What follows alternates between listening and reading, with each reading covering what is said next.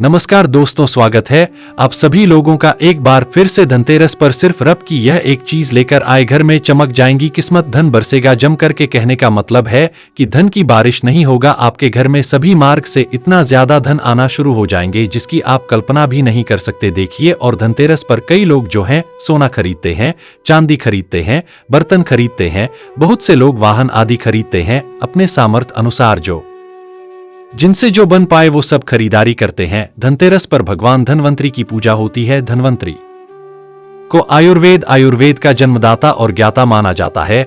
बटो ध्यान से देखना, तब आपको समझ में आएंगे। और इस दिन हमें क्या खरीदना चाहिए ये भी मैं आप लोगों को बता रहा हूँ। सिर्फ का चीज इस दिन बहुत ही सस्ती, मात्र कुछ ऐसी चीज होते हैं जिसे खरीदने से रोग और शोक ये दोनों मिट जाते हैं और जाता को सुख और समृद्धि की प्राप्ति होती है। आप अपने समर्थ अनुसार आज के वीडियो में बताएंगे कुछ ऐसे सामग्री हैं जिसे आप खरीद सकते हैं। अब आखिर जानते हैं धनतेरस के दिन हमें क्यों खरीदना चाहिए, बाकी दिन क्यों नहीं खरीदना चाहिए। देखिए, जो धनतेरस का दिन होता है यह धन प्राप्ति करने का सर्वश्रेष्ठ दिन माना जाता है। धनतेरस के दिन जो भी वस्तु खरीदते हैं उसमें 13 गुना ज्यादा प्रभाव भाव बढ़ जाता है, अर्थात अक्षत हो जाता है। मान के चलिए आपने धनतेरस के दिन जैसे कि कोई वाहन खरीदे तो वह वाहन में इतना ज्यादा प्रभाव हो जाते हैं, 13 गुना ज्यादा प्रभाव बढ़ जाते हैं कि उस वाहन की फिर कभी भी उस वाहन से आपको दुर्घटना नहीं होगी, किसी को नुकसान नहीं पहुंचती। कहने का मतलब है कि धनतेरस के दिन जो भी चीजों का खरीदारी करते उसमें आपको शुभ फल प्राप्त होता है। तो हमें धनतेरस के दिन क्या खरीदना चाहिए, तो आप अपने सामर्थ्य अनुसार धनतेरस के दिन आपके पास जितना पैसा है, आपके पास जो समर्थ हैं उनके अनुसार कुछ चीजों को खरीदारी कर सकते हैं, जो कि इस वीडियो में आप लोगों को बताऊंगा। और अगर मेरे वीडियो में बताएंगे 5 में से कोई भी आप एक चीज खरीद लेते हैं, यकीनन माने माता लक्ष्मी आपके घर में आ जाएंगी, आपके जीवन में चली हर प्रकार की मुसीबत को दूर करेंगी, आपको अथाह धन संपत्ति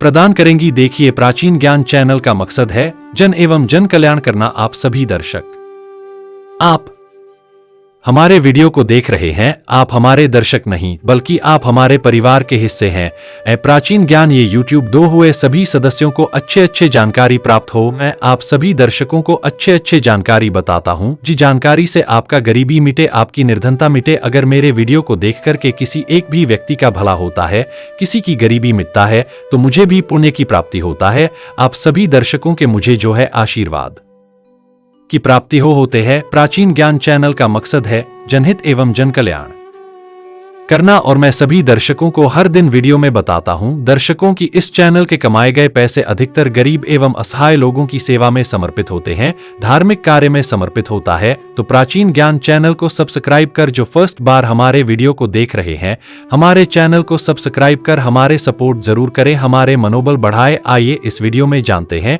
कि वास्तव में हमें धनतेरस के दिन क्या खरीदारी करना चाहिए। मैं 5 चीज बता रहा हूं आपसे, जो घरों के आसपास में ये चीज मिल जाए तो खरीद लेना। आप अपने समर्थ अनुसार खरीद सकते हैं।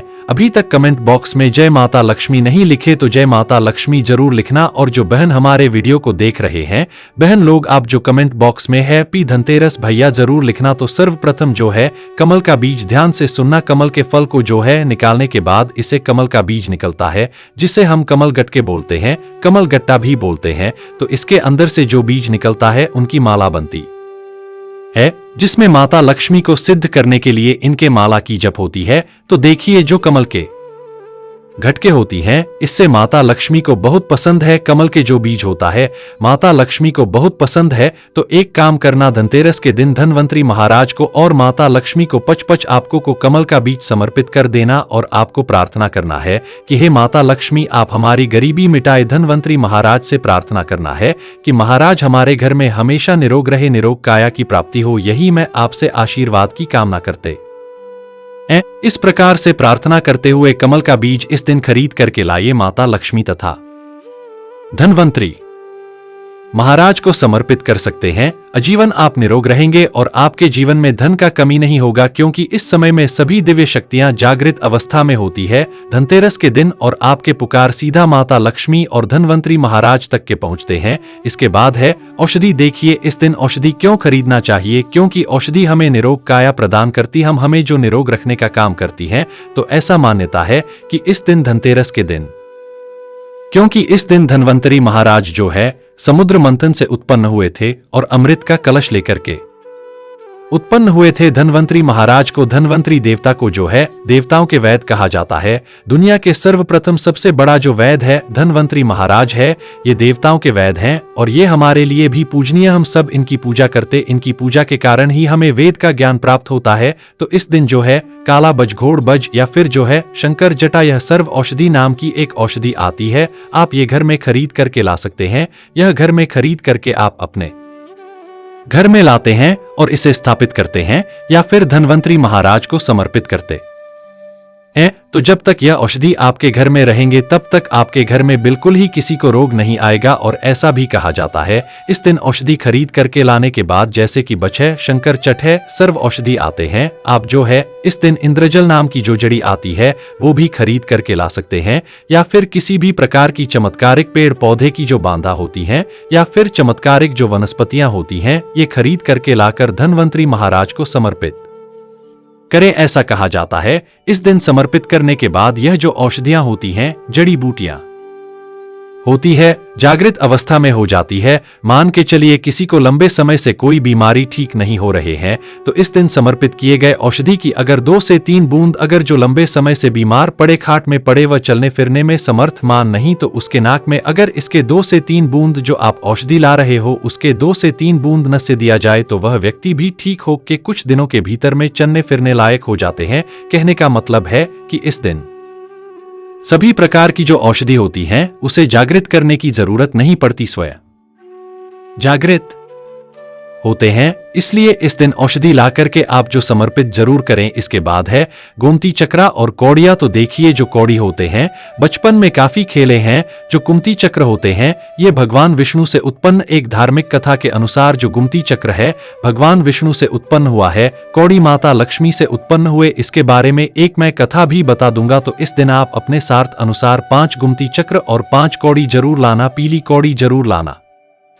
पीली कौड़ी को माता लक्ष्मी का बहन कहा जाता है क्योंकि माता लक्ष्मी भी समुद्र मंथन से उत्पन्न हुई, समुद्र से उत्पन्न हुई है और कौड़ी भी समुद्र से उत्पन्न हुई है। ऐसा कहा जाता जिस स्थान में कौड़ी हो वहां पे माता लक्ष्मी स्वतः खींचे चले जाते हैं। जिस प्रकार जो चुंबक होती है लोहा को अपनी तरफ आकर्षित करने का काम करता है, उसी प्रकार जो ये कौड़ी है यह धन लक्ष्मी को अपनी तरफ आकर्षित करता है। तो हमारे धर्मशास्त्र कहते हैं कि इस दिन गोमती चक्र और कौड़ी माता लक्ष्मी को जरूर समर्पित करना चाहिए। गोमती चक्र समर्पित करने से जो गोमती चक्र का स्वाभाविक स्वभाव है कि आपके जीवन में चर परेशानी को समाप्त करते हैं। गोमती चक्र का सरल प्रभाव है, ये स्वयं प्रभाव दिखाते हैं। जिस घर में गोमती चक्र रखा हो उस घर में किसी भी प्रकार का बाधा नहीं आने देते। तो गोमती 5 आपको गोमती चक्र लेना है और 5 आपको पीली कौड़ी लेने हैं। अगर आपके समर्थ हैं तो आप जो 21 गोमती चक्रा और 21 पीली कौड़ी जरूर ले लेना और आप जो है माता लक्ष्मी को इस दिन समर्पित कर देना। या फिर घर के किसी बच्चे को नजर दोष लगे हैं या घर में किसी बच्चे को जल्दी नजर दोष लग जाते हैं तो यह काम जरूर करना। इस दिन गोमती चक्र लाल कपड़े में बांध करके जो छोटे बच्चे को नजर दोष लग जाते हैं उसे पहना देना, आजीवन नजर दोष नहीं लगे। फिर जिनके घर में लंबे समय से बीमारी है, जो बीमार से छुटकारा पाना चाहती है, खुद आपको कोई रोग हो, अब चाहते हैं कि वह रोग से आपको मुक्ति मिल जाए, या फिर कोई लोग आपके ऊपर में किए कराया कर देते हैं, तो आपको इस दिन 7 गुमती चक्र लेना और शरीर से 7 बार उतारा करके इसे बहते हुए जल में बहा देना। बहते हुए जल की निर्मल धारा में प्रवाहित कर देना है। बिल्कुल ही जल के धारा के साथ में आपके शरीर में किए गए तंत्र विकार गुमती चक्र खींच लेंगे, बहा देंगे और आप आजीवन बीमारी से मुक्ता रहेंगे। इसके बाद है झाड़ू। मैं प्राचीन ज्ञानचंद में इसलिए आप सभी दर्शकों को इस प्रकार संपूर्ण जानकारी बता रहा हूं, क्लियर जानकारी बता रहा हूं, ताकि आप सभी दर्शक इस चीज को खरीदते समय झसके नहीं। आप सब मेरे परिवार हैं, आप सब मेरे हिस्से हैं। झाड़ू इस दिन क्यों खरीदना चाहिए? क्योंकि झाड़ू को माता लक्ष्मी का स्वरूप माना जाता है। धर्मशास्त्र भी कहते हैं जो झाड़ू हैं यह लक्ष्मी, जो कचरे हैं राहु हैं। तो जो झाड़ू हैं हमारे घर से कचरे को बाहर फेंकने का काम करते अर्थात ये बाहर निकालते झाड़ू से हम कचरे को साफ करते हैं, तो झाड़ू किसे झाड़ू को लक्ष्मी कहा जाता है, कचरे को राहु, तो झाड़ू रूपी जो लक्ष्मी है, कचरे रूपी राहु को हमारे घर से बाहर फेंकने का कम करते हैं। जहां पे गंदगी वातावरण हो वहां पे राहु आते, वहां पे केतु आते, वहां पे फिर नकारात्मक चीजों के प्रभाव बढ़ते हैं। इसलिए झाड़ू घर में रखने से झाड़ू को सकारात्मकता ये लाती है। माता लक्ष्मी के ही स्वरूप कहे गए हैं। तो आपको धनतेरस के दिन 2 जोड़ा झाड़ू जरूर लाना चाहिए। आपको जोड़े के स्वरूप में झाड़ लाना चाहिए और इसे लाकर के जैसे देवी माता लक्ष्मी की आप पूजा करते हैं उसी प्रकार झाड़ू की भी पूजा करना है और इसे आपको प्रार्थना करना है कि हे माता लक्ष्मी, आपके कृपा से हमारे घर में पूरे साल पूरे वर्ष भर ईंधन की कमी ना हो। इस प्रकार से प्रार्थना करना है। झाड़ू को माता लक्ष्मी का स्वरूप आपको मानना है। झाड़ू माता लक्ष्मी के ही स्वरूप कहे गए हैं। इसके बाद है धनिया। मैं पिछले वाले वीडियो में भी बताया था, धनिया का जो संबंध होता है सीधा धन के देवी माता लक्ष्मी से होता है। देखिए, आज भी ग्रामीण क्षेत्र में धनतेरस के दिन धनिया बोझ जाते हैं। ऐसा माना जाता है धनतेरस के दिन कोई व्यक्ति घर में धनिया खरीद करके लाए और इसे बोते हैं तो ऐसे व्यक्ति के जीवन में जैसे जैसे धनिया कामे बनना शुरू होते हैं वैसे वैसे ऐसे व्यक्ति की जीवन में चरी परेशानी है, चाहे धन संबंधी परेशानी हो चाहे किसी भी प्रकार का परेशानी, वो परेशानी दूर होता है। जैसे जैसे धनिया का कार बढ़ता है वैसे वैसे व्यक्ति की अध्यात्म उन्नति होता है। तो कैसा करना होता है प्रयोग? तो आपको मार्केट से 1 मुट्ठी धनिया खरीद करके लाना है।